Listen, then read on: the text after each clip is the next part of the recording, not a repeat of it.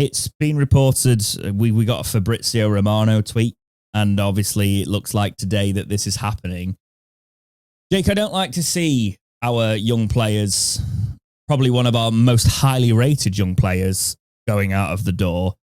But do you know what? If we went in this situation, when I read an article from Football League World saying Man City to beat Everton and Chelsea to 1.5 million Sheffield Wednesday transfer, and it's related to Caelon-Kole Cadameteri, he's a 15-year-old that we've got 1.5, and there's also going to be a sell-on clause as part of the agreement. I usually think, great, look at the reinvestment.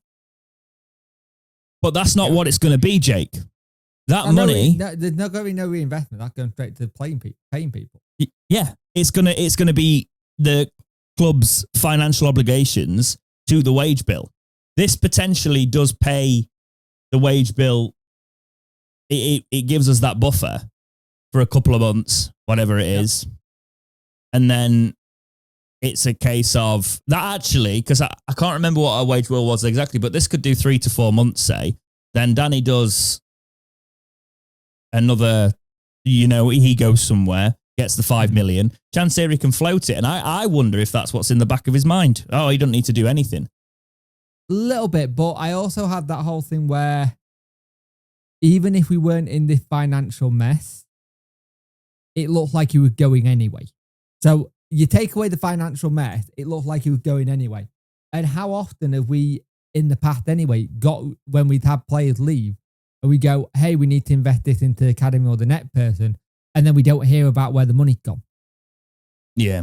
Let's call it what it is. There've been times where we've had this happen before, where players have gone. Two lads went to Brentford, if I remember correctly, who went to Brentford, sorted out all that kind of stuff, but you didn't hear about where the money went. The problem is we have got a okay to decent academy at getting players in and getting good players. The problem is we don't have the right talent to go from next level to this. And any other season, people going, we've just got 1.5 million plus add-ons for a 15-year-old, and we're going, that's great, brilliant. Love to have seen you in the 13, but it's 1.5 million for someone who's not proven at any level apart from under 18s, under 15, under 16 football. Yeah, so the under 8 is just for some context of people. Obviously, not everyone's going to be as invested in the academy, but he's been playing above his age group in the under 18 professional development league, and he finished top scorer. So that's why he's so highly rated when you're looking at a player like that. And Man City it does make sense for him. He can become part of that Man City academy. Yeah. And by going there, he's most likely going to get a career out of it. Even if he doesn't go up through the Man City ranks, most players that go through that academy will end up somewhere else. This is my thing. I want to make sure that the club makes sure this deal is right, because most youngsters at Man City will go on and get bought for a certain amount of money because it's the Man City academy. We need to make sure we have got a damn good sell-on clause in there for us. Yes. You're thinking anywhere from 15, maybe 20%, something at that level, just to protect you.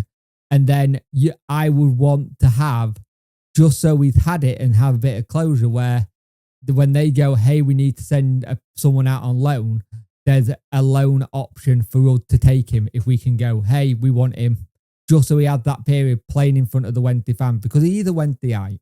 He does like the club, and he does.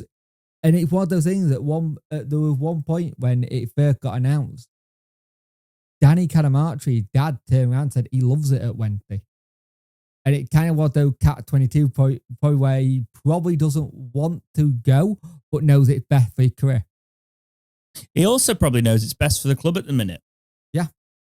Like, the club need this to stay afloat, which is insane, Jake, because a lot of the reports are saying that Wednesday want the cash up front. Yeah. Which means it's gonna filter back into all the late payments by our owner.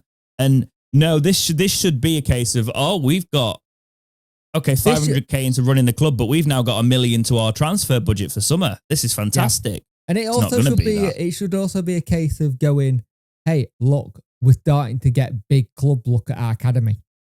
Yes. This is a good thing. More people looking at eyes on our academy. Fantastic. Great. This is what we want. Because then you set more deals like this. Yeah, you get some of your best talent picked, but it shows the academy working to a point. Mm-hmm. That I think the annoying thing here is where in my head just now I just had like a picture of Bailey going, can you please just sod off so I can get paid? There's that side. Well, there's the side of I think it makes more sense with Bailey because I actually think this is going to work. Not his brother getting sold, but in terms of the financial situation, Bailey Cadameteri is going to be the Sheffield Wednesday's main striker for the next 2 years. Yep. And I actually kind of like that because I like Bailey quite a lot. I think he's going to be a player, you know. I think it's just the annoying thing that his dad said his younger brother is going to be 10 times better than Bailey, but we'll have one of them at least. Yeah, and this was all. Let's be real here, Jake. This was always going to happen. Oh yeah. This is a case of if he kept doing what he's doing, this would have happened anyway. It was going anyway. It's just the timing of it where we need money just doesn't help because we can't put the money anywhere apart from in people bank balances who would deserve to be paid. That's exactly it. And look, the more that clubs like Man City with their academy are interested in our academy players, they don't take things to tribunal, so we end up with less. They actually do a deal, so we get money and then sell-ons. This is the way to do it. So, because I know there's a few people that are slating like, oh, we can't lose our best players from our academy. No, this is the way you run your academy. Yeah. You don't let them go for nothing out of your academy and move on. Like if we look at who came through their academy, we actually got, this is what I don't want to happen to Cads here, is him go through and go on a free to somewhere like we did with Fizz. We got him on a free from the Man City academy and now he's a very good player. So we want to make sure that he does well in the academy and keep an eye on him in the Man City academy. He goes on, gets sold. Say he gets sold for 10 million and we have a 20% and say it's a 20% that's not just 20% of profit. We get more than we get more for him then than we get for him in this deal, you know?